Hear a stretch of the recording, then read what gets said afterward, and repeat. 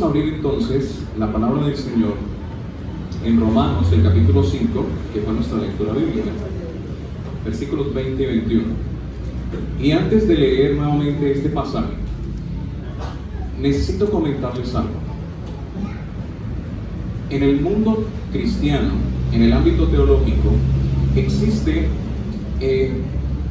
un esquema de pensamiento teológico que se conoce como dispensacionalismo.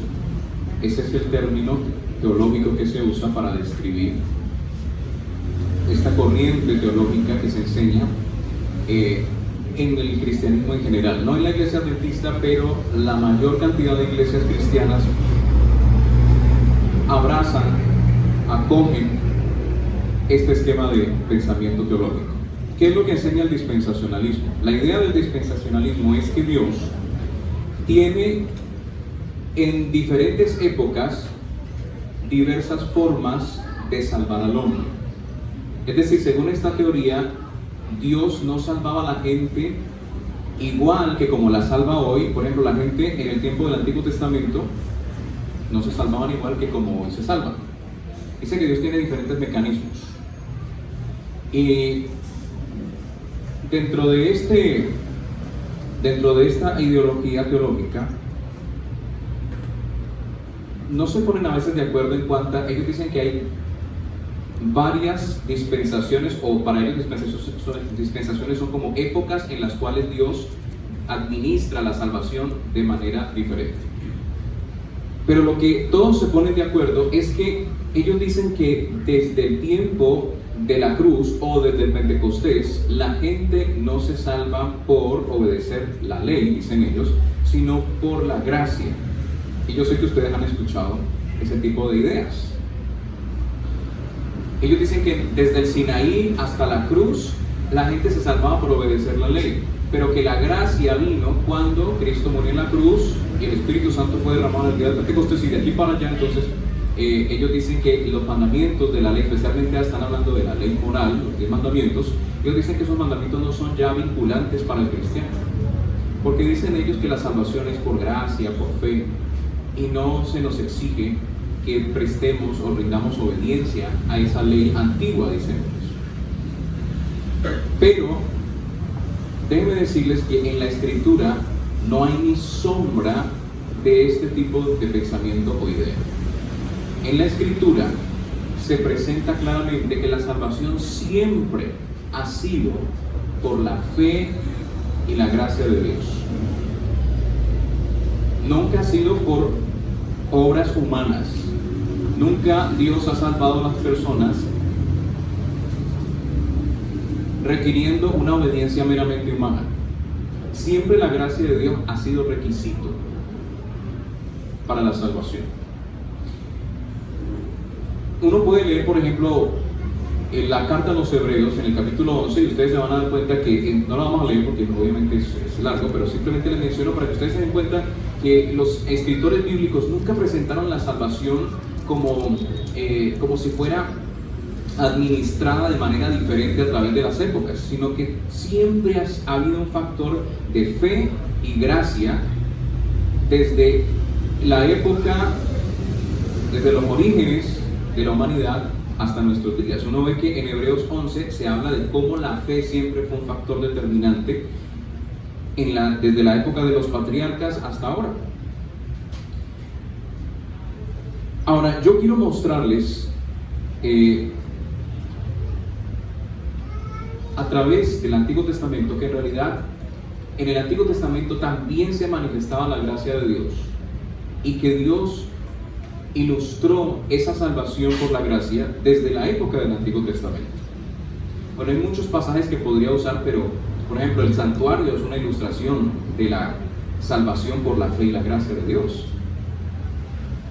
Pero vamos a usar en esta mañana no tanto el santuario, sino que vamos a ir a la historia de cuando Dios descendió al monte Sinaí y proclamó los 10 mandamientos, y vamos a darnos cuenta que esa historia es una ilustración de cómo el hombre es salvo por la gracia y por la fe, pero que esa gracia y esa fe no anulan la obediencia a la ley de Dios. Miren que en Romanos 5, 20 y 21, que es el versículo que tenemos allí, Romanos 5, 20 y 21, el apóstol Pablo deja muy claro que en realidad la gracia se manifestó aún desde el tiempo en que Dios proclamó la ley de Dios en el monte Sinaí. Dice Romanos 5, 20 y 21, pero la ley se introdujo para que el pecado abundase. Mas cuando el pecado abundó, sobreabundó la gracia. Ahora, ¿qué significa esto? Cuando Pablo dice pero la ley se introdujo para que el pecado abundase, ¿qué significa eso? Cuando él habla de la introducción de la ley, está hablando de la introducción de la ley de manera explícita y por escrito. Eso no quiere decir que la ley de Dios no existía antes del monte Sinaí, es una idea errada. La ley de Dios existía en principio y era conocida y era transmitida también de manera oral por las diferentes generaciones pasadas, pero no había sido escrita de manera explícita. Pero existía, y la razón por la cual sabemos que la ley de Dios existía es porque Dios tomaba como culpables a aquellas personas que transgredían los principios de esa ley, aunque no estuviera escrita. Por ejemplo, Caín fue culpable de asesinar a su hermano. Yo pregunto, si no hubiera existido una ley que condenara el homicidio, ¿Dios podría haber inculpado a Caín de ser un asesino? No, la Biblia dice que donde no hay ley no se inculpa de pecado, no hay transgresión. Entonces la ley de Dios existía, estaba en el conocimiento de las personas, pero no había sido escrito por Dios en tablas de piedra todavía, de manera tan explícita como se hizo en el monte Sinaí. Ahora, lo interesante es que dice Pablo que Dios, cuando introduce la ley en el Sinaí, es decir, de manera explícita, de manera escrita, aunque existía antes el principio, de todas maneras, él dice allí que cuando se introduce la ley, ¿qué es lo que ocurre? Dice que abunda ¿qué? La gracia. No, abunda el pecado. Ah, sí, y sobreabunda la Porque la gracia no abunda, sino que sobreabunda, que ese es un contraste que va a ser muy interesante. Entonces, él dice que cuando se introduce la ley, el pecado abunda. ¿Por qué? ¿Qué explicación me puede dar usted de esa expresión? ¿Qué significa eso? ¿Por qué dice que cuando se introduce la ley, el pecado abunda? ¿La ley produce pecado? No. ¿Pero qué es lo que hace la ley? Mostrarnos el pecado, ¿cierto? O sea, la ley nos hace conscientes de nuestras transgresiones y pecados. En ese sentido, cuando nosotros nos situamos en el contexto del monte Sinaí, ustedes recuerdan que el pueblo de Israel venía de un periodo largo de esclavitud en Egipto, 400 años de esclavitud, en donde ellos habían perdido en gran medida el conocimiento de la ley de Dios, porque estaban rodeados constantemente de idolatría, de prácticas paganas, abominables para Dios. Y eso, de alguna manera, llegó a, digamos así, a minorar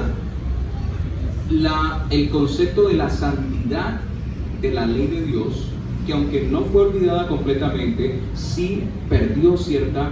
Imagínense ustedes que en Egipto ellos no podían guardar el sábado. Entonces, ese mandamiento había perdido para ellos. Si nosotros, por ejemplo, los adventistas, supiéramos que el sábado es el día del Señor, pero no lo pudiéramos guardar, eso se iría perdiendo con las generaciones. Entonces, lo que pasa es que aquí el pueblo está en una situación en la que ellos vienen de un ambiente en el que se pisotea la ley de Dios, en que se impide incluso, se les obliga incluso a no obedecer el mandamiento de Dios, porque se les obligaba a trabajar incluso en el día del Señor. Y entonces lo que Dios hace es presentarles nuevamente esa ley que en gran medida había sido ocultada por todos estos pecados que ellos habían cometido y que habían visto cometer a los egipcios. Y entonces cuando ellos escuchan la ley de Dios, ellos inmediatamente se hacen conscientes de todos esos pecados, y por eso usted dice que el pecado que abundó, porque la ley lo reveló. Ahora, lo interesante es que Pablo dice que allí mismo donde se introdujo la ley, que es una alusión a la proclamación de la ley en el monte Sinaí, él dice que allí mismo donde se proclamó la ley y donde se mostró el abundante pecado del pueblo de Dios, allí también, ¿qué fue lo que ocurrió? Sobreabundó ¿qué cosa? La gracia de Dios. Y eso nos deja ver entonces que aún en ese momento de la historia, donde según los dispensacionalistas no había gracia, porque según ellos la gracia se manifiesta desde la cruz para acá, Pablo nos dice que eso no es así. Pablo nos dice que allí también estaba la gracia de Dios. ¿Y de qué manera estaba la gracia de Dios? ¿Él estaba en menor cantidad que el pecado o en mayor cantidad que el pecado? En mayor cantidad. Miren que Pablo está mostrando aquí un contraste entre la gracia y el pecado. Él dice, sí es cierto que cuando la ley viene a manifestarse, a introducirse, el pecado inmediatamente también se manifiesta, porque la ley lo revela, y se manifiesta en abundancia, porque tenemos muchos pecados. Pero dice Pablo, pero allí mismo donde están todos los pecados, Dios manifiesta su gracia en mayor medida. Ahora yo les pregunto, ¿eso quiere decir entonces que quién es más poderoso? ¿Es más poderoso el pecado o es más poderoso la gracia de Dios? La gracia. Es más poderosa la gracia de Dios. Ahora, esta idea que plantea Pablo aquí debe quedar muy bien grabada en nuestras mentes, mis hermanos. Porque aún nosotros tenemos el peligro de caer en un gran engaño del enemigo. Y es que el enemigo nos hace creer que si nosotros fallamos en cumplir los mandamientos de Dios y en mantener esa relación con Jesús, entonces el enemigo muchas veces nos hace sentir tan culpables, tan malos nos vemos, que pensamos que no somos dignos incluso de venir a la iglesia o de orar a Dios, y ese es un gran error. La Biblia dice que Dios a todos recibe. Dice, al que a mí viene, yo no le echaré fuera. Y también dice, venid a mí todos los que estáis trabajados y cargados. No dice los que estáis descansados y sin cargas. Dice que estáis trabajados y cargados. Y eso se refiere precisamente a la situación del pecador, porque los pecadores están cargados con sus pecados. Tenemos un fardo de pecados en nuestros hombros que nos pesa mucho, y el Señor nos ofrece cargarlo por nosotros y liberarnos, de hacernos descansar en Él. Así que cuando el enemigo nos haga sentir que no somos dignos de la gracia de Dios y de su perdón por nuestros pecados, recordemos estas palabras de Pablo: donde abundó el pecado, sobreabundó ¿qué? La gracia de Dios. Gloria a Dios por eso. Amén. Así que cuando el enemigo te diga, mira, tú qué vas a andar yendo a esa iglesia, si tú eres un hipócrita, tú eres un gran pecador, mira todo lo que haces. En la iglesia dices una cosa, a tu esposa, a tus hijos le dices una cosa, pero haces otra en la intimidad. Eres un pecador, no mereces ir allá, no mereces ni siquiera orarle a Dios. Dios no te va a recibir. ¿Cuántas veces le has defraudado? Porque Dios no quiere verte siquiera. Cuando el enemigo nos haga sentir eso y nos diga esas palabras, nosotros tenemos que repetir estas palabras. Tenemos que decir, apártate de mí, Satanás. Amén. Porque donde abunda el pecado, sobreabunda la gracia. Y yo reclamo esa gracia maravillosa de Dios. Y entonces cuando tenemos que acercarnos más a Dios, cuando más débiles nos sentimos, es cuando más necesitamos de Dios. Amén. Eso es lo que nos está transmitiendo esta historia. Entonces miren, Pablo aquí nos está mostrando que en realidad esa historia de la ley en el monte Sinaí, cuando Dios te introduce la ley de manera explícita, no es una historia simplemente de una ley, sino una historia de la gracia en relación con la ley, y una gracia que es más poderosa que el pecado. No es una gracia barata, una gracia que es de nombre, que realmente no transforma, que no cambia, que no ayuda en nada al pecador. No, es una gracia poderosa, es una gracia que cambia, que transforma, que renueva al ser humano. Ahora yo quiero que vean algo muy interesante en relación con la proclamación de la ley en el monte Sinaí. ¿Saben que en la Biblia se presentan dos tronos? Se habla del trono de la gracia en Hebreos 4:16, pero también se habla del trono de la gloria en Mateo capítulo 25 y el versículo 40. Se habla del trono de la gloria, el trono de la gracia y el trono de la gloria. ¿Y qué representa eso, el trono de la gracia y el trono de la gloria? Un trono representa un reino, ¿sí o no? Los tronos de los reyes en el Antiguo Testamento, cuando un rey se sentaba en el trono, es porque él estaba asumiendo el poder, estaba asumiendo un reino, tenía la potestad del reino. Ahora, el trono de la gracia representa el reino de la gracia. Y el trono de la gloria representa el trono de Dios o el reino de Dios que va a ser establecido cuando Él venga, que va a ser un reino de gloria. Amén. Y esos reinos son consecutivos. El primero es el reino de la gracia, porque el reino de la gracia pone las bases para el segundo reino, que es el reino de gloria. En el reino de la gracia lo que Dios hace es invitar a todos los pecadores a venir a Él ante el trono de la gracia, y Él los perdona, los transforma y los glorifica para que puedan pertenecer al reino de la gloria y podamos ir entonces a la Canaán celestial y finalmente heredar la tierra nueva que Dios dará a todos los que estén en Cristo Jesús, los que hayan sido redimidos en Cristo Jesús. Es decir, que para ser parte del reino de gloria, usted primero tiene que ser parte del reino de la gracia. Y para ser parte del reino de la gracia, necesitamos entonces acercarnos al trono de la gracia y recibir el perdón de los pecados y la santificación. Ahora, resulta que en la Escritura, esta idea del trono de la gracia y del reino de la gracia se ilustra a través de una simbología muy interesante. Bueno, hay varias formas en que se ilustra, pero en Apocalipsis 22, por ejemplo, encontramos unos elementos que están conectados con esta idea del reino de la gracia. Ese reino que lo que hace es invitar a las personas a pertenecer a Él, y para pertenecer ellos tienen que venir a Dios para ser limpiados de sus pecados, ser perdonados y ser santificados. Entonces miren que en Apocalipsis 22:1 dice: después me mostró un río limpio de agua de vida, resplandeciente como el cristal, que salía del trono de Dios y del Cordero. Noten que aquí habla del trono de Dios y de ese trono que sale el agua de vida. Ahora, vamos a saltar al versículo 17. Dice: y el espíritu y la esposa dicen ven, y el que oye diga ven, y el que tiene sed venga, y el que quiera tome del agua de la vida gratuitamente. Entonces, nota lo que tenemos aquí: el trono de Dios, que es un trono de gracia. Dice que de ese trono y del Cordero fluye un ¿qué? Un río de agua viva, ¿cierto? Pero en el versículo 17 se nos dice, o se nos extiende la invitación. Dice que el Espíritu Santo y la esposa nos están invitando ¿a qué? A beber del agua de la vida. ¿Cómo? Gratuitamente. Por eso se llama gracia, el reino de la gracia, porque lo que se nos ofrece se nos da de manera ¿qué? Gratuita. El don de la salvación en Cristo Jesús es gratuito. Ahora, eso no quiere decir que no haya costado nada. Costó un precio infinito, costó la vida del Hijo de Dios, pero a nosotros no nos cuesta nada, porque el que paga es Jesús.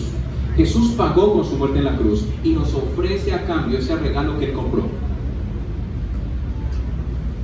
pero nos da la libertad de aceptar ese regalo o de rechazarlo. Ahora, noten los elementos que tenemos aquí. Tenemos el trono de Dios, que es un trono de gracia. Por lo menos antes de la venida de Cristo es el trono de la gracia.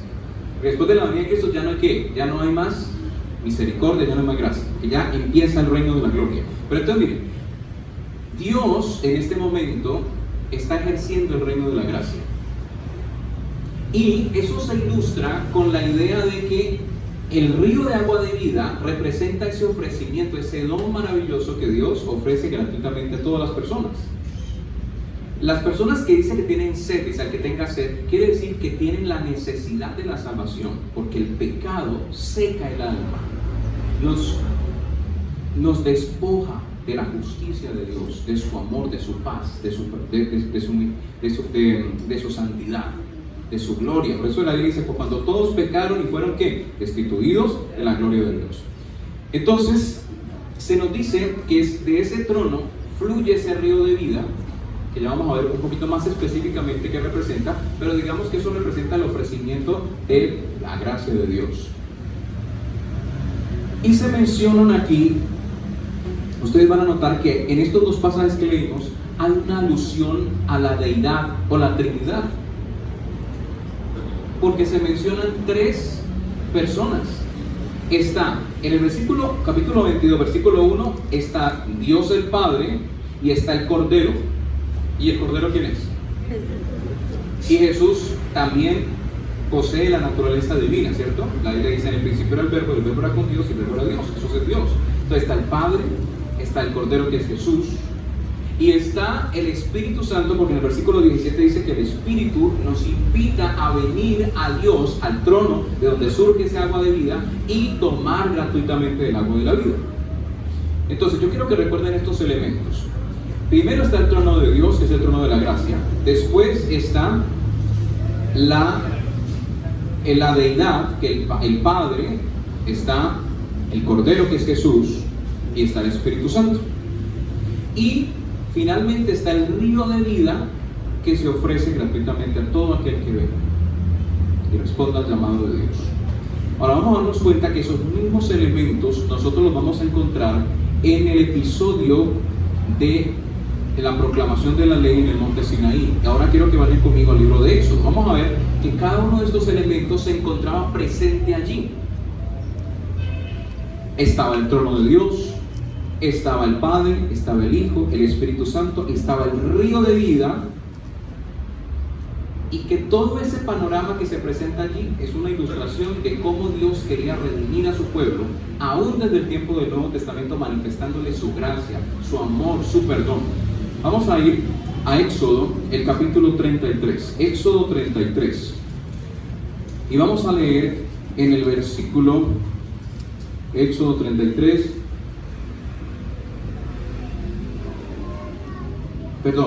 Éxodo 34, versículo 5. Lo primero que vamos a preguntar aquí es: ¿en qué descendió Dios al monte Sinaí? Vamos a darnos cuenta que Dios descendió al monte Sinaí en su trono, que es el trono de la gracia, recuerden eso. Entonces dice Éxodo 34 y el versículo 34, versículo 5, dice: y Jehová descendió ¿en qué? En la nube. Ahora yo pregunto, ¿eso está hablando de una simple nube de vapor? No. Vamos a ver por qué dice que descendió en una nube. En realidad vamos a darnos cuenta que Dios desciende en su trono, porque Dios tiene un trono movible, un trono que se desplaza de un lugar a otro, pero ese trono está cubierto por una nube, que en realidad es una nube de seres celestiales, de ángeles. Vamos a ir a lo que dice Job. Vamos al libro de Job, que es el primer libro que se escribió de la Biblia. Job, el libro más antiguo, capítulo 26, Job 26 y el versículo 9, Job 26, 9. Aquí vamos a leer muchos versículos de diferentes pasajes, porque la Biblia se debe explicar a sí misma y un pasaje explica otro pasaje. Así es como se estudia la palabra de Dios. Entonces dice en Job, el capítulo 26, el versículo 9, dice, hablando de Dios, dice: Él encubre la faz de su trono y sobre él extiende, ¿qué cosa? Su nube. Entonces, ¿por qué fue que Moisés, cuando vio descendiendo a Dios al monte Sinaí, lo vio en una nube? Porque según Job 26:9, Dios encubre su trono ¿con qué? Con una nube. Ahora, sabemos que el trono de Dios no es un trono estático, sino que se mueve y es movido por unos seres celestiales que se llaman los seres vivientes, los 4 seres vivientes. Eso ustedes lo pueden ver, no lo vamos a leer, el tiempo no nos alcanza, pero ustedes lo pueden leer en Ezequiel, el capítulo 1. En Ezequiel 1, si ustedes leen todo ese capítulo, se van a dar cuenta de lo maravilloso que es todo esto del trono de Dios. Se van a dar cuenta que en la visión de Ezequiel al principio ve una nube tempestuosa que se acerca desde el norte hacia la tierra de Israel. Pero cuando él ve más de cerca, Dios le permite ver que dentro de esa nube hay unos seres, unas criaturas que tienen unas formas muy interesantes. Dice que tienen 6 alas, y dice que están llenos como de ojos, y tienen formas de animales y de seres humanos. Y dice que ellos sostienen una plataforma de zafiro sobre la cual hay un trono, que es el trono de Dios, que también es de piedra de zafiro, y ahorita vamos a hablar un poquito de lo del zafiro. Pero entonces dice que sobre el trono está sentado Dios, y dice que esos seres vivientes llevan al trono de Dios a donde Él les diga, a donde el Espíritu les dice. Entonces aquí estamos viendo eso. Dios lo que hace es que es transportado desde el cielo, de lo que Pablo llama el tercer cielo, en 2 Corintios. Él dice que Dios está en el tercer cielo, así le llama. Entonces Dios se transporta desde el tercer cielo hacia el monte Sinaí. ¿En qué? En ese trono movido por esos seres celestes. Dice que esos seres son rapidísimos. Dice que parecen relámpagos, centellas, de lo rápido que andan. Entonces Dios desciende al monte Sinaí en su trono. Y yo pregunto, ¿ese trono es el trono de qué? Según Hebreos 4 dice, ¿el trono de la qué? De la gracia. O sea que allí estaba el trono de la gracia, en el mismo lugar donde se iba a proclamar ¿qué? La ley de Dios. Ahora, no solamente estaba el trono, sino que vamos a ver que se manifestó la deidad completica en el monte Sinaí. Estaba el Padre, estaba el Hijo y estaba el Espíritu Santo, y cada uno de ellos cumplió un rol, una función importantísima en ese gran evento de la ley de Dios, de la proclamación de la ley de Dios. Imagínense ustedes lo solemne, lo importantísima que es la ley de Dios, que la Trinidad en pleno estuvo allí. Miren, el Padre descendió porque Él es el Rey, el gobernante del universo, y Él trajo ¿saben que Dios no solamente vino en su trono, sino que según la Biblia Dios trajo la ley original, porque la ley que Dios le dio a Moisés aquí era una copia de la ley que hay en el cielo? Miren lo que dice Deuteronomio, el capítulo 33. Deuteronomio 33. Vamos a ver que Dios el Padre descendió trayendo la ley, pero también Él no vino, o sea, no solamente vino Él, sino que vino con los ángeles del cielo. O sea que este fue un evento bastante concurrido. No solamente estaba el pueblo de Israel allí, estaba Dios el Padre, estaban los ángeles del cielo, y vamos a ver que estaba Cristo. O sea, en esa época obviamente no se llamaba Cristo, pero estaba el Hijo de Dios allí, y también vamos a ver que estaba el Espíritu Santo allí. Entonces miren lo que dice Deuteronomio 33, versículo 2. Dijo: Jehová vino de Sinaí, y de Seir les esclareció, resplandeció desde el monte de Parán, y vino de... Bueno, aquí en la versión Reina Valera esta preposición se traduce como entre, pero la mejor traducción, como aparece en otras versiones, es con. Es decir, vino con 10 millares de santos, o con miles o una multitud de santos, con la ley de fuego a su mano derecha. Interesante. ¿Esos santos quiénes son? Los ángeles. En las escrituras a los ángeles también se les llama santos, porque son los santos ángeles. Ahora,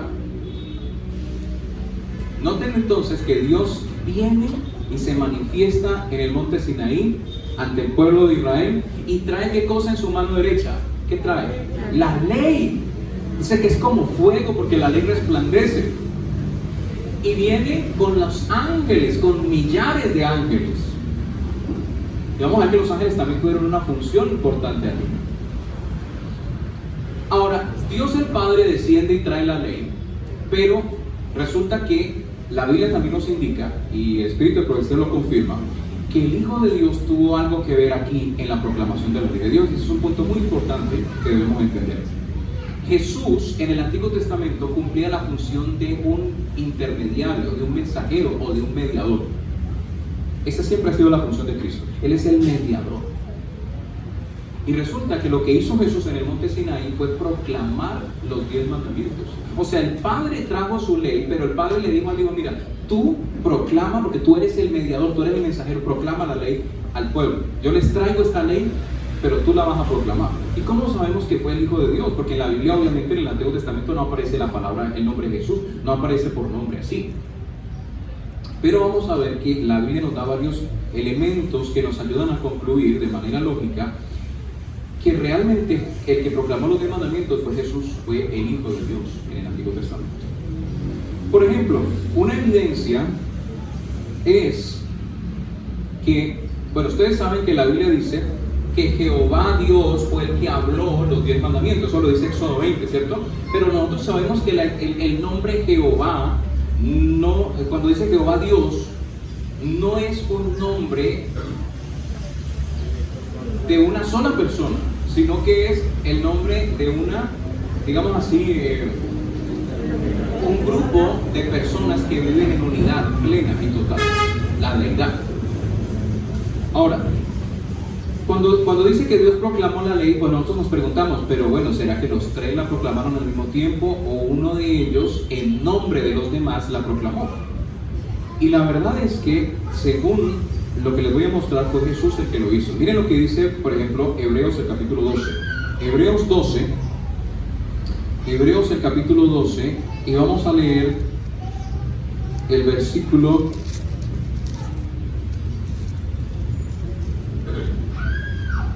26. Bueno, para poder entender lo que nos va a decir el versículo 26 y 27 también, tenemos que entender el contexto de este pasaje.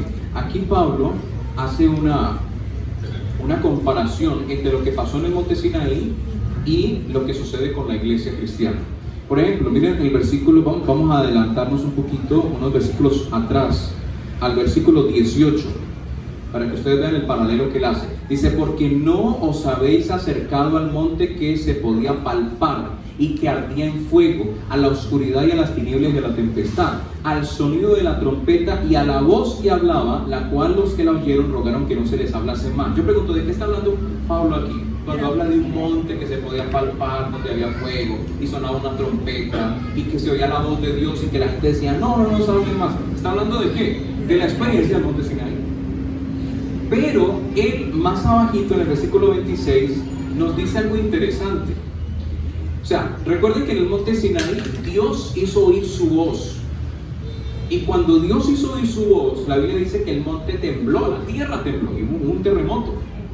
Porque la voz de Dios era potente, poderosa.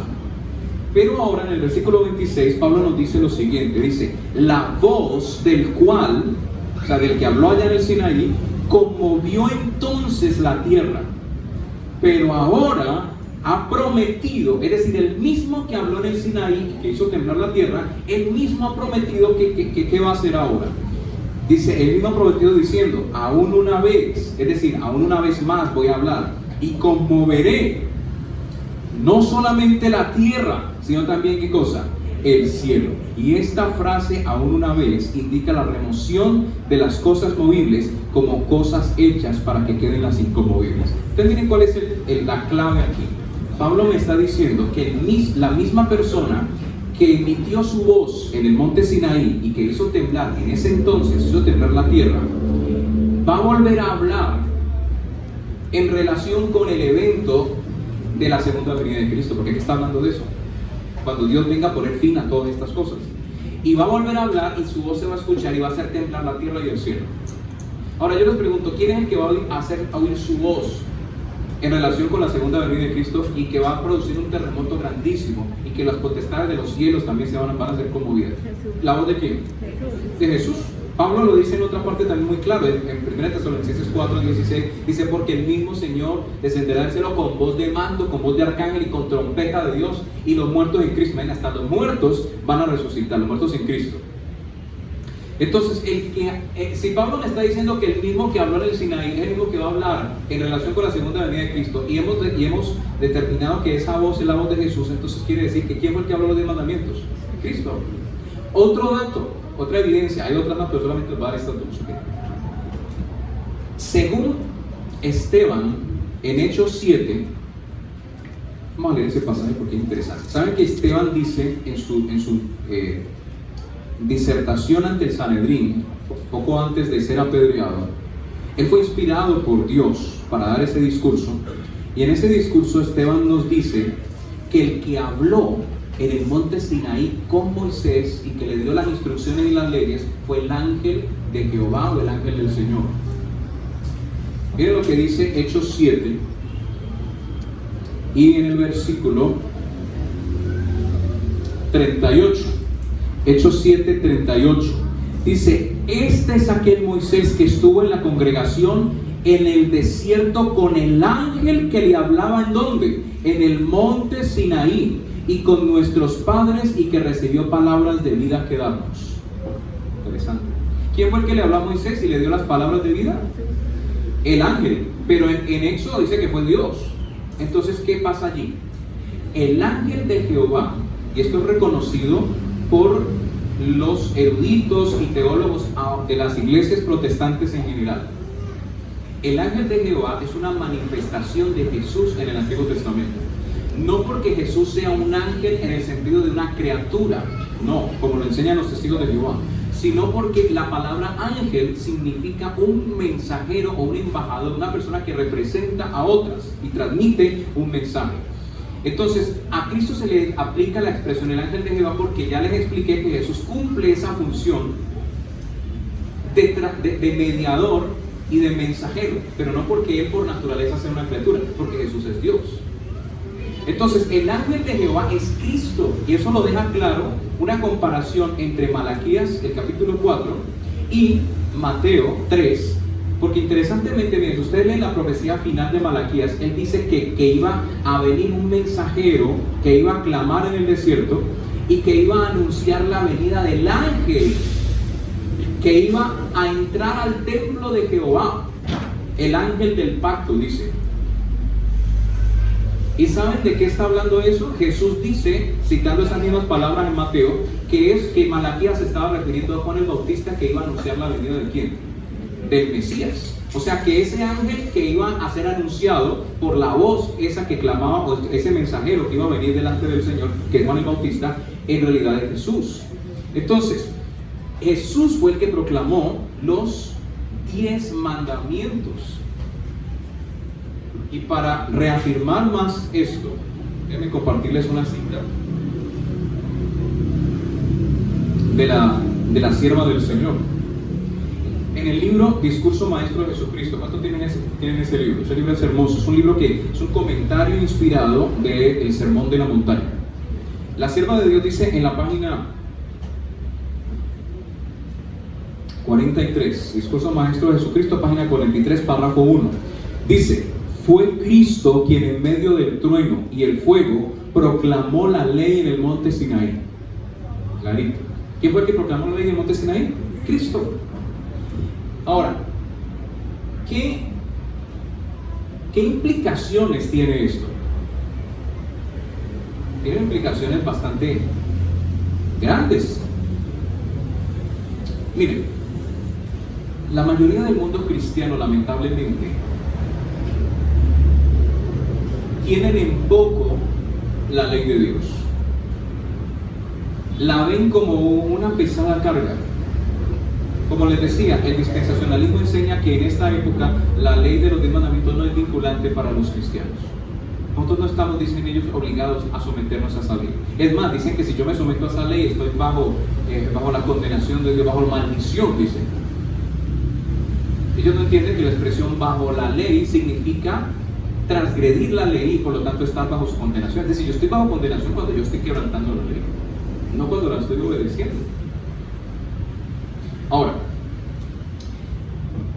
si Jesús fue el que habló los 10 mandamientos, si Él fue el que la proclamó, si fueron sus palabras, esa ley es la palabra de Jesús. Pero resulta que la Biblia dice, Jesús se comparó a sí mismo con el buen pastor. Él dijo en Juan 11, dice: yo soy el buen pastor. Y dice Él: mis ovejas, o sea, mis verdaderos seguidores, mis ovejas escuchan, oyen mi voz. ¿Y qué hacen cuando escuchan la voz? El pastor los sigue. Ahora pregunto yo, ¿los 10 mandamientos son la voz de Cristo? Claro, porque Él proclamó esas palabras. Entonces, si una persona dice ser cristiana o dice ser parte del redil de Cristo, pero rechaza la ley, ¿está también rechazando al pastor y la voz del pastor? Por supuesto que sí. Es una contradicción decir que yo soy seguidor de Jesús, que yo soy parte del redil de Cristo y rechazar la ley de Dios. Porque la ley de Dios, los 10 mandamientos, son las palabras que Cristo mismo pronunció. Yo no puedo ser seguidor de Cristo y al mismo tiempo rechazar la ley de Dios. Ahora miremos un aspecto más interesante todavía. No solamente Cristo estuvo allí y proclamó los 10 mandamientos. Bueno, dijimos que los ángeles también están allí, ¿no? Porque en Deuteronomio 33 dice que Dios descendió con toda esa cantidad de ángeles. ¿Saben qué hicieron los ángeles? Los ángeles también repitieron las palabras de la ley. Fue como una especie de lectura antifonal, ¿o no? Yo creo, bueno, esto es especulación mía, pero yo pienso que es muy probable que la ley de Dios haya sido expresada como una especie de canto antifonal. Pero claro, es especulación mía. Pero les voy a decir por qué pienso yo eso. Porque miren, los ángeles tuvieron una participación. ¿Saben que en Hechos, el capítulo 7, allí mismo donde leímos lo del ángel de Jehová que le habló a Moisés, resulta que Esteban también nos da a entender que los ángeles también proclamaron la ley de Dios en el monte Sinaí? Miren lo que dice Hechos 7. Hechos el capítulo 7, y vamos a leer en el versículo 53. Hechos 7:53 dice: vosotros, le está hablando a los líderes del pueblo de Dios, al Sanedrín, vosotros que recibisteis la ley por disposición de ¿qué? De ángeles, y no la guardasteis. También en Gálatas 3:19, pueden anotar ese versículo, no lo vamos a leer ahora porque el tiempo no da, pero en Gálatas 3:19 Pablo vuelve y reitera que los ángeles, dice que Dios dio la ley en mano de un mediador, y dice que los ángeles también tuvieron participación. Dice que con la participación de los ángeles. En Gálatas 3 y el versículo 19 dice, bueno, aquí lo tengo, dice: entonces, ¿para qué sirve la ley? Fue añadida a causa de las transgresiones hasta que viniese la simiente a quien fue hecha la promesa, y fue ordenada por medio de ángeles en mano de un mediador. Interesante. Los ángeles tuvieron participación en la proclamación. Entonces, miren, el Padre desciende con la ley, desciende en el trono de la gracia, con todos los ángeles, trae la ley en la mano derecha, le entrega la ley al Hijo, le dice: Hijo, proclama tú la ley. El Hijo la proclama, pero los ángeles también, ¿qué? La repiten, y por eso también se dice que los ángeles proclamaron la ley. Por eso era que en esa, ¿ustedes se imaginan cómo sería eso? La voz de Cristo, que es súper poderosa y potente, y los de los ángeles también cantando en coro, millares de ángeles, por eso es que dice que había truenos y todo eso, porque eran unas voces impresionantes. Imaginen la solemnidad, la grandilocuencia de ese evento, era impresionante. Por eso es que los israelitas estaban atemorizados. Pero eso muestra que la ley de Dios es supremamente importante, porque miren, todo ese, toda esa ceremonia tan grandiosa y la presencia misma de la deidad en pleno en ese evento le da un sello de importancia, de grandiosidad a la ley de Dios. Ahora, ¿saben que la ley de Dios fue escrita en tablas de piedra? ¿Cierto? Eso lo sabemos. Pero lo interesante es que, ¿saben quién escribió la ley en tablas de piedra? Fue el Espíritu Santo. Y sabemos eso porque en Éxodo, el capítulo 31 y el versículo 18 nos dice primero que Dios le entregó a Moisés las tablas del testimonio, dice tablas de piedra escritas con el dedo de Dios.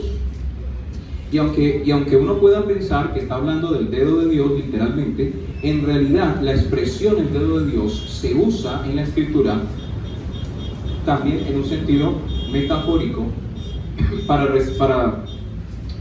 referirse al Espíritu Santo.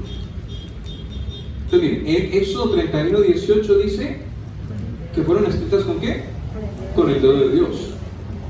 Pero resulta que cuando uno va al Nuevo Testamento, bueno, yo no sé si pueda tomar tiempo para mostrarles eso. ¿Quieren que les muestre eso o simplemente lo aceptan así porque les doy la cita? Bueno, entonces vayan conmigo, miren, vamos a hacer algo muy interesante. Vamos a ir a los evangelios, vamos a primero Mateo 12, Mateo el capítulo 12, versículo 27 y 28. Ustedes saben que en el Nuevo Testamento tenemos 4 evangelios. A 3 de esos evangelios se les conoce como los evangelios sinópticos. Se les llama así porque esos evangelios presentan prácticamente los mismos eventos y se pueden colocar como en un cuadro y compararse los eventos de los milagros de Jesús, de las parábolas. Y lo interesante es que Dios hace eso porque los evangelistas, aunque repiten los mismos eventos, lo hacen desde una perspectiva diferente y añaden detalles que complementan los relatos del otro evangelista. Y vamos a hacer eso aquí. Vamos a ver cómo Mateo y Lucas se complementan para ayudarnos a entender qué significa eso del dedo de Dios. Miren en Mateo 12, 27 y 28. Está Jesús dirigiéndose nuevamente a los tercos y acusadores dirigentes de Israel que no creían en él como el Mesías y que le estaban acusando de que él hacía los milagros que por el poder de Satanás o de Belcebú, el príncipe de los demonios. Y entonces Jesús les dice: y si yo echo fuera los demonios por Belcebú, ¿por quién los echan vuestros hijos? Por tanto ellos serán vuestros jueces. Y ahora noten el versículo 28. Dice: pero si yo por el Espíritu de Dios echo fuera los demonios, ciertamente ha llegado a vosotros el reino de Dios. Entonces, ¿a través de quién sacaba? A través del poder de quién sacaba Jesús los demonios, a través del poder del Espíritu de Dios. Pero ahora vamos a comparar este pasaje, o sea, márquenlo allí, y vamos a compararlo con Lucas 11. Lucas 11, ustedes se van a dar cuenta que Lucas está hablando también de lo mismo, de la misma experiencia, de cuando Cristo fue acusado por los dirigentes de Israel de sacar los demonios por Belcebú, pero él les dice: no, yo no saco ningunos demonios por el poder de Belcebú. Pero entonces miren lo que dice Lucas 11, versículos 19 y 20. Vamos a leer el 19 porque ustedes van a ver que está hablando de lo mismo, pero en el versículo 20 Lucas nos va a explicar algo que Mateo no nos había explicado. O sea, complementa el relato de Mateo. Dice aquí: pues si yo echo fuera los demonios por Belcebú, vuestros hijos, ¿por quién los echan? Por tanto ellos serán vuestros jueces. ¿Se dan cuenta que repite prácticamente palabra por palabra? Es lo mismo, es idéntico. Pero ahora miren el versículo 20. Recuerden que en Mateo Jesús le respondía con las palabras: y si yo por el Espíritu de Dios echo fuera los demonios, ciertamente el reino de Dios ha llegado a vosotros. Pero miren lo que aquí dice Lucas. Lucas dice: más si que si por el dedo de Dios echo fuera los demonios, ciertamente el reino de Dios ha llegado a vosotros. Es decir, que la expresión dedo de Dios es usada por Lucas para expresar lo que en Mateo se refiere al Espíritu de Dios. Es decir, que el Espíritu de Dios y el dedo de Dios son equivalentes. Por lo tanto, ¿quién fue el que escribió los 10 mandamientos en el monte Sinaí? El Espíritu Santo. Ahora, tiene sus implicaciones también para la salvación y para el concepto dispensacionalista de que la ley era para el Antiguo Testamento y que ya no hay vinculación con esa ley porque somos cristianos y somos salvos por la gracia. Claro que las hay, porque miren, si el Espíritu Santo es el que escribió la ley, quiere decir que la ley es la ley del Espíritu. Y se supone que los cristianos somos guiados por el Espíritu. Es más, en Romanos 8 dice que el que no tiene el Espíritu de Dios no es de Cristo. Entonces imagínense, si yo rechazo la ley, estoy rechazando al Espíritu porque el Espíritu la escribió. Y no puede haber contradicción entre el Espíritu Santo que escribió la ley y la ley que escribió. No tiene sentido decir, es que hay gente que dice: es que ustedes guardan la ley, ustedes están bajo la ley, pero no están bajo la gracia, no son guiados por el Espíritu de Dios. Una vez alguien, un compañero al que yo le había estado dando estudios, le había explicado todo lo del sábado a través de toda la Escritura, y él me dijo: sí, ustedes los adventistas tienen la razón, el sábado es el día del Señor, pero de todas maneras yo le voy a orar al Señor para ver qué me dice el Espíritu Santo. Así me dijo. Yo me quedé sorprendido. Yo dije: pero ¿cómo dices eso? Yo dije: pero si es que el Espíritu Santo ya te está hablando, el Espíritu Santo te habla a través de su palabra. Pero ellos hacen una dicotomía entre la palabra escrita y la voz del Espíritu, como si la voz del Espíritu fuera algo así como místico, como una voz así que te habla al oído, pero independiente de la Biblia. No, el Espíritu Santo nunca va a hablar contradictoriamente a lo que dice la Biblia, nunca va a desmerecer lo que dice la Biblia, porque es que la Biblia es la palabra del Espíritu Santo, es la espada del Espíritu, dice Pablo en Hebreos. Entonces miren, la ley, por eso es que se dice que la ley es espiritual, dice Pablo en Romanos el capítulo 7, dice: la ley es espiritual, más nosotros somos carnales. Bueno, antes de que, si no estamos convertidos somos carnales, y la ley es espiritual. Entonces, para poder guardar la ley, ¿la ayuda de quién necesitamos? Pues del Espíritu Santo, porque el Espíritu Santo es el que viene y escribe esa ley, ya no en tablas de piedra, sino en mi mente y en mi corazón. ¿Se dan cuenta lo maravilloso? Y todo eso estaba allí en el monte Sinaí. Allí estaba el trono de la gracia, allí estaba la ley, allí estaba el Espíritu Santo. Escribió esa ley en tablas de piedra para mostrarles que eso mismo iba a ser con ellos. Vamos a ver que hay algo más aquí, vamos a ir acercándonos ya al final. Recuerden que vimos por lo menos 5 elementos, ¿no? Estaba el trono, estaba el Padre, el Hijo, el Espíritu Santo, ¿y falta qué? Los ángeles.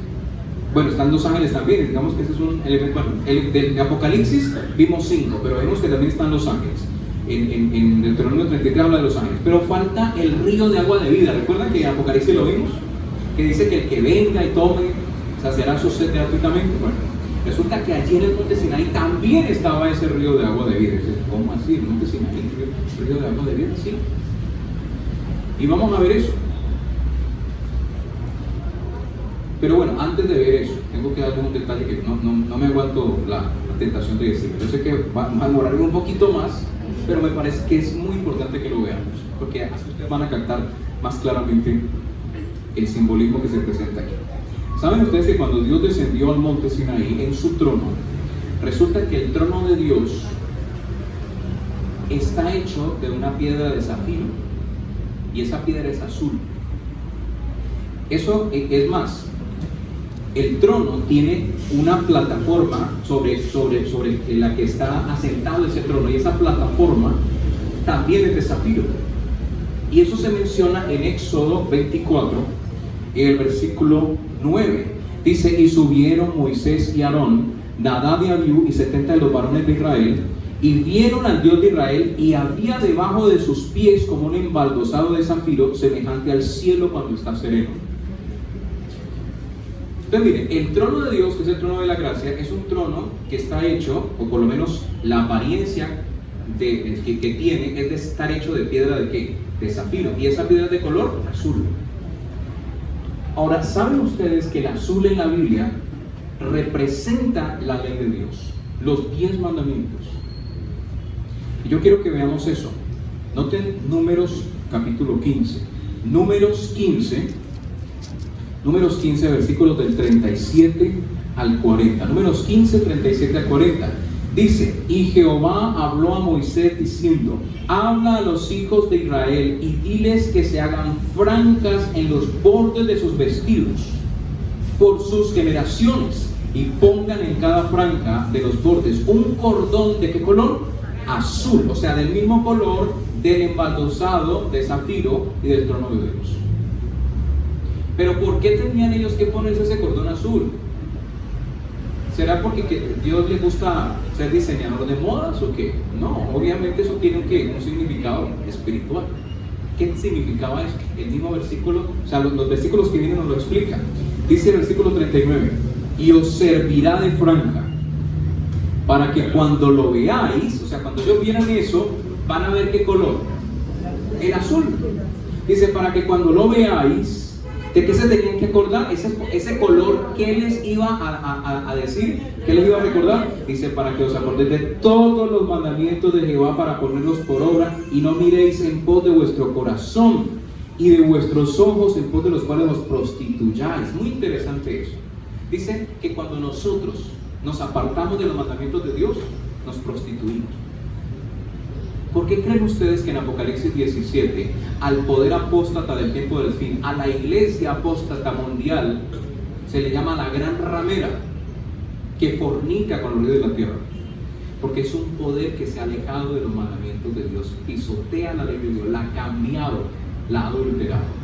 Y por eso es como una ramera.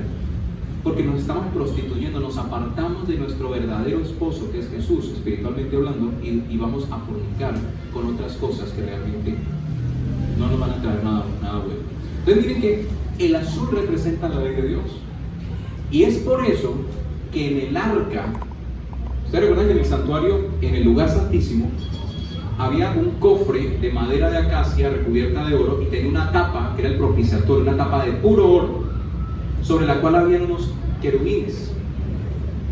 Pues resulta que esa tapa es representa el lugar donde se asentaba el trono de Dios. O sea, Dios se ponía sobre esa tabla con su trono. El trono de Dios no estaba realmente representado directamente en el santuario, como algunos equivocadamente han dicho. Algunas personas piensan que el arca es símbolo del trono. No, el arca es el lugar donde se asentaba el trono, pero no era el trono en sí mismo. El trono de Dios estaba oculto en la nube de gloria que descendía sobre el propiciatorio. Pero entonces miren lo que pasaba. Ese propiciatorio, que era el lugar donde se asentaba el trono de Dios, recuerden que dentro del arca, ¿qué se guardaba? La ley de Dios. ¿Y eso qué significaba? Eso significaba que el fundamento del trono de Dios o de su reino, porque el trono de Dios representa su reino, es ¿qué cosa? La ley. Y eso también se expresa en varios salmos de la Biblia. Por ejemplo, en el Salmo 97, creo que es, dice que justicia y juicio es el cimiento de tu trono, dice.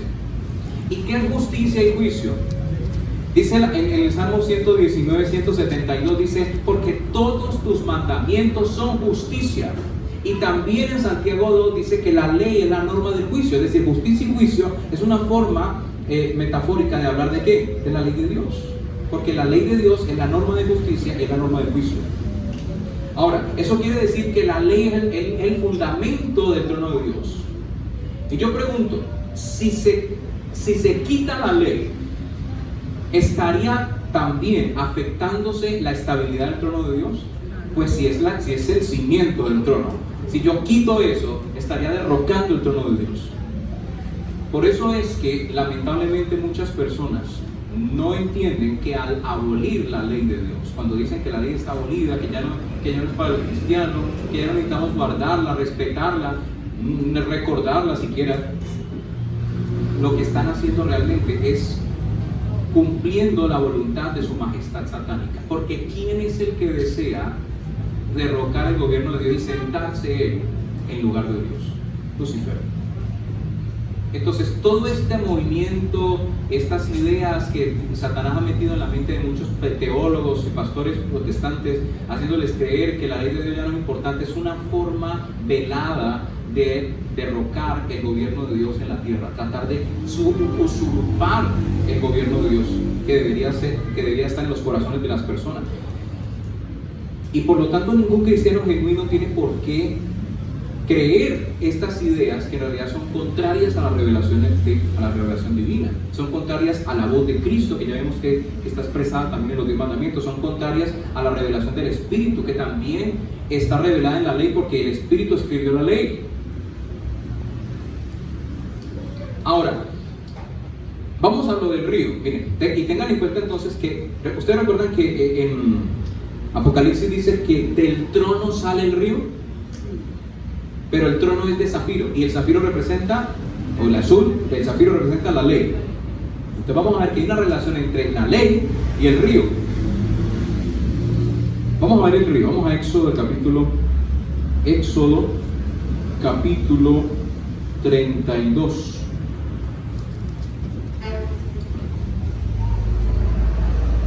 Porque alguien podrá decir, bueno, pero ¿cuál río? Si se supone que estaban en un desierto, ese era un lugar donde agua no había. Pero vamos a ver que sí había agua, un agua que salía de manera sobrenatural. Es más, había un río que los seguía, donde ellos iban aparecía. Miren lo que dice Éxodo 32, versículo 20. Esto está hablando de cuando Moisés baja del monte y encuentra al pueblo en tremendo rito pues pagano, adorando el becerro de oro. Dice el versículo 20, y tomó el becerro que había hecho y lo quemó en el fuego y lo molió hasta reducirlo a polvo, que esparció ¿sobre qué? Sobre las aguas, y lo dio a beber a los hijos de Israel. Entonces yo pregunto, ¿había unas aguas allí? ¿Y de dónde salieron esas aguas? Pues si ustedes van a Éxodo, el capítulo 17, van a encontrar una historia muy interesante. En Éxodo 17, es una historia que ya conocemos, así que no vamos a tener que leer todo el capítulo, solamente voy a leer un solo versículo, el versículo 6. Pero déjenme repasar rápidamente la historia. El pueblo acababa de salir de Egipto, y a pocos días de haber salido de Egipto y de cruzar y empezar la trayectoria por el desierto, ellos empezaron a sentir obviamente sed. ¿Y qué fue lo primero que hicieron? Renegar del hecho de que Dios los hubiese sacado de Egipto. Dijeron, bueno, ¿para qué nos sacó Dios a morirnos aquí de sed? Si no hay agua, dice. O sea, miren qué faltos de fe y malagradecidos estos israelitas. Estaban quejándose y clamando en Egipto porque estaban esclavos. Sí, tenían la comida segura, el agua segura, pero eran esclavos y se quejaban. Y ahora que Dios les había dado libertad, en vez de confiar que Dios no los iba a dejar perecer, empiezan a quejarse. Y entonces Dios le dice a Moisés, mira Moisés, no te preocupes, toma la vara con la que castigaste a los egipcios, y ve y ponte enfrente de la roca que está en Horeb. ¿Saben ustedes que Horeb y Sinaí se refieren al mismo accidente geográfico? Porque en realidad, digamos que el Sinaí es como una serie es una cadena montañosa, y hay un pico que es el monte Horeb, y allí fue donde ocurrió este incidente. O sea que estamos hablando básicamente de lo mismo. O sea, donde se proclamó la ley también es donde ocurrió eso. Esto que vamos a leer. Entonces miren lo que pasa. Dice que Dios le dice a Moisés lo siguiente. Vamos a leer Éxodo 17:6. Dice, he aquí que yo estaré delante de ti. Note, yo estaré, ¿quién? Dios, allí delante de ti sobre la peña en Horeb, y golpearás la peña y saldrá de ella ¿qué? Aguas. Esas son las aguas que se mencionan en Éxodo capítulo 32 versículo 20. Eran aguas que Dios había hecho salir de manera ¿qué? Sobrenatural, porque ahí no habían aguas. Ahora, lo que yo quiero que noten es que ¿quién iba a estar sobre la peña? Según dice Éxodo 17 versículo 6. Dios le dice a Moisés, ve y ponte en la peña de Horeb, y yo voy a estar allí sobre la peña. ¿Quién iba a estar? Pues Dios. Pero ¿quién es el que, recuerden quién es el mensajero, quién es el que le hablaba a Moisés? Jesús, el ángel de Jehová. O sea que Jesús iba a estar allí. ¿Y qué tenía que hacer Moisés? Golpear la peña. Yo pregunto, si él golpeaba la peña, ¿a quién estaba también golpeando? Porque ¿quién era que estaba allí sobre la peña? Eso es un símbolo de la salvación por la gracia. Porque miren, el pueblo había pecado por su murmuración y su falta de fe, y merecían un castigo, porque el pecado debe ser castigado. La ira de Dios debería haber recaído sobre el pueblo, pero Dios, en lugar de castigarlos, recibe el castigo o el golpe que deberían de haber recibido estos rebeldes, incrédulos israelitas. Porque en vez de decirle Dios a Moisés, coge la vara y castiga a este pueblo con esa vara porque son unos pecadores, dice, no, golpéame a mí, yo voy a estar sobre la roca, golpea la roca porque yo voy a estar allí. Es decir, el golpe que debería caer sobre ellos va a caer sobre mí, y como resultado de recibir el castigo que ellos deberían recibir, les voy a dar aguas para que beban gratuitamente. Eso es un símbolo de la salvación, porque así mismo ocurre con cada uno de nosotros. Miren, todos hemos pecado, estamos destituidos de la gloria de Dios, somos dignos de muerte, la muerte eterna. Pero Cristo decidió en el Calvario ofrecerse en lugar de nosotros y recibir el castigo de la muerte eterna por nosotros, igual que lo hizo en la roca de Horeb. El golpe que debería caer sobre la humanidad cayó sobre Jesús en el monte Sinaí, y como resultado de ese sacrificio nosotros tenemos ahora la disposición de la gracia de Dios en abundancia para beber de ese río espiritual. ¿Saben qué representa ese río espiritual? Según Juan, el capítulo 7, representa la obra del Espíritu Santo en la vida del creyente. Vamos a leer eso rápidamente. Juan, el capítulo 7, versículo 37 al 39. Dice, en el último y gran día de la fiesta, está hablando de la fiesta de los tabernáculos o cabañas. Saben que durante esa fiesta, en el último día, se celebraba una ceremonia que precisamente conmemoraba el hecho de que Dios les había dado agua a beber en el desierto, agua de la roca. Y en ese momento en que ellos estaban, la hermana Juan dice que en el preciso momento cuando ellos estaban celebrando la ceremonia del agua, conmemorando ese evento del agua de la roca, Jesús se levantó y dijo estas palabras que vamos a leer: Versículo 38. Perdón, versículo 37, la última parte. Dice, y alzó su voz diciendo, si alguno tiene sed, venga a mí, beba. Y el que cree en mí, como dice la escritura, de su interior correrán ríos de agua viva. ¿Y eso qué significa? ¿Significa que cuando yo creo en Dios me empieza a salir agua por la boca, por los oídos? No.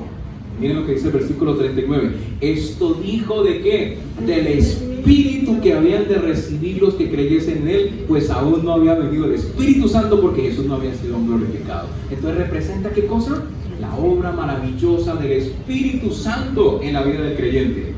Miren, lo que Dios hace primero es, te perdona. Y eso fue lo que vemos ilustrado en el monte Sinaí. Miren, el pueblo había pecado y lo que hace Cristo es tomar el lugar del pueblo, asumir el castigo y perdonarlos. Y eso es lo que hace Jesús con nosotros. Cuando yo le pido perdón a Dios, el castigo que debería caer sobre mí, Cristo lo asume y yo quedo libre de condenación. Por eso la Biblia dice en Romanos 8:1, ninguna condenación hay para los que están en ¿qué? En Cristo Jesús, los que no viven conforme a la carne, pero conforme a ¿qué? Al Espíritu. Porque miren, no es solamente que Dios te perdone de manera legal, sino que Dios te transforma a través de la obra del Espíritu. Porque cuando tú te acercas por la fe, porque obviamente no es que vamos físicamente ante la presencia de Dios, pero por la fe yo me elevo a Dios. No es que Él baje a mí, sino que yo me elevo a Él por la fe. Y yo le digo, Señor, perdona mis pecados en virtud del sacrificio de tu Hijo. Y el Señor me perdona, pero en el instante en que hace eso, Él cambia mi corazón. Porque envía su Espíritu. Y el Espíritu viene a la vida, a mi vida, como un río. Y ese río viene a mi interior y purifica y lava todos mis pecados. ¿Y saben qué hace el Espíritu Santo? Escribe la misma ley que escribió en el monte Sinaí, pero ahora la escribe en mi corazón. Esa es la promesa del nuevo pacto. Que Dios nos dará un espíritu nuevo, nos dará un corazón nuevo y escribirá su ley. ¿En dónde? En nuestras mentes y corazones. Y todo eso estaba representado ayer en el monte Sinaí. Lamentablemente para la mente carnal esos símbolos no tenían significado, pero para aquel que es iluminado por el Espíritu, esas personas podían discernir en el símbolo de la roca, en el símbolo del agua de la vida, en el símbolo de todo lo que se dio alrededor del monte Sinaí. Aquella persona a la que era sensible a la voz del Espíritu podía captar que todo eso le estaba diciendo que Dios es amoroso y que Dios les iba a impartir su gracia para que ellos pudieran vivir y obedecer su santa ley.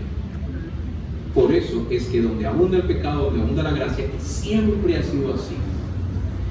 Únicamente tenemos que tener en cuenta algo. Este ofrecimiento, el reino de la gracia, no va a ser eterno. Va a llegar un momento en que el tiempo de gracia va a terminar.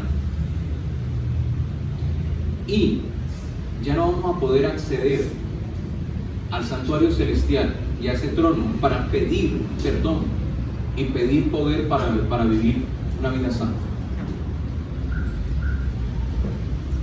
Y saben algo interesante, con esto termino, hay un paralelo interesante entre el evento de la segunda venida de Cristo y, bueno, en realidad hay tres eventos que yo podría decir que tienen un estrecho paralelismo.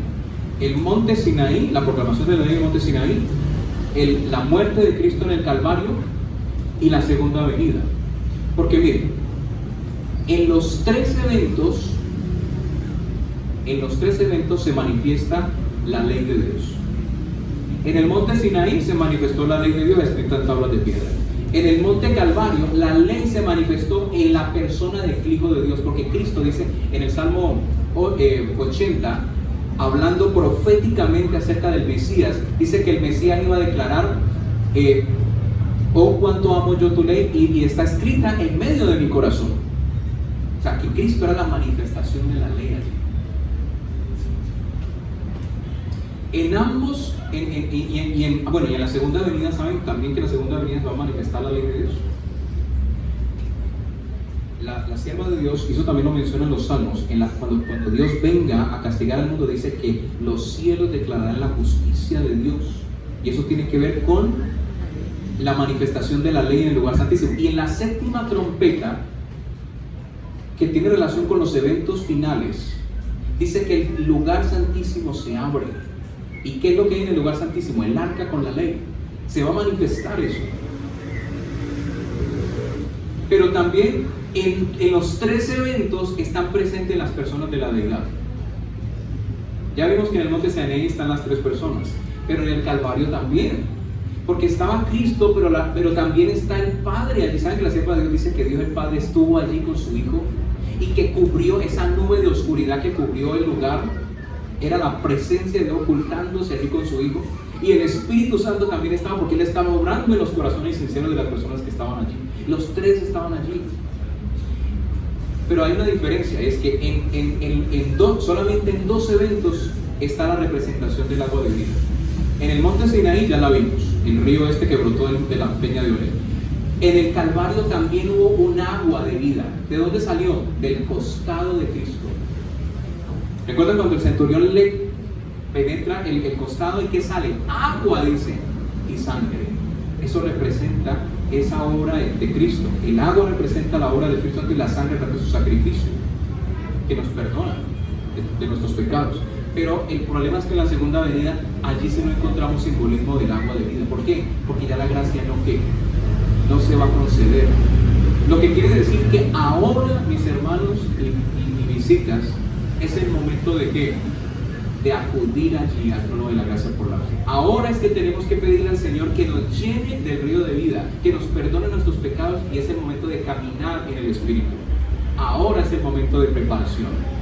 Porque cuando llegue ese momento, cuando Cristo ya venga a las nubes de los cielos y se siente en el trono de gloria, ya no hay oportunidad. Ya el que ahora no pertenezca al reino de gracia, cuando llegue ese momento no podrá pertenecer al reino de gloria. Y es cuando Jesús va a decir las palabras que aparecen en Mateo 25. Cuando dice que a los cabritos va a decir: apartaos de mí, malditos, al fuego eterno preparado para el diablo y sus ángeles. Miren, Dios no ha preparado el fuego, el lago de fuego para ningún ser humano, porque Dios no quiere que nadie se pierda, pero nos ha dado libertad para elegir. Y si yo no quiero aceptar su salvación, obviamente va a recaer la condenación, porque todo tiene consecuencias. Así que la invitación de Dios, mis hermanos y amigos, hoy es que si oímos su voz, hoy, no mañana ni pasado mañana, porque nadie tiene garantizado el día de mañana, si la oímos hoy, no endurezcamos nuestro corazón, acerquémonos a Él, vengamos como estemos. Si estamos llenos de pecado, pues con más urgencia necesitamos venir a Cristo. Acerquémonos a Él, pidamos de su gracia que Él nos las concederá y preparémonos para el encuentro con nuestro Dios. ¿Cuántos dicen amén?